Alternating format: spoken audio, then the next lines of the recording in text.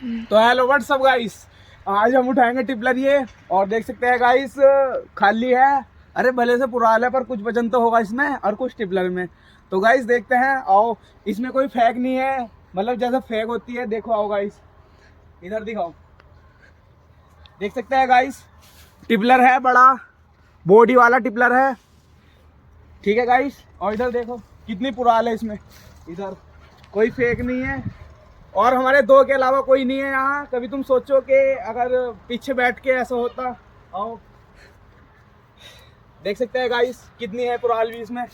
इधर दिखाओ कार्तिक भाई।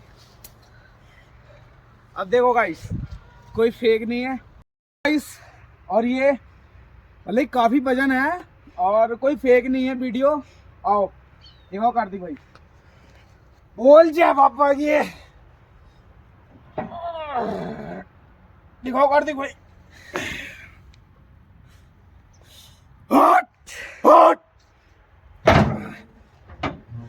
हट हट।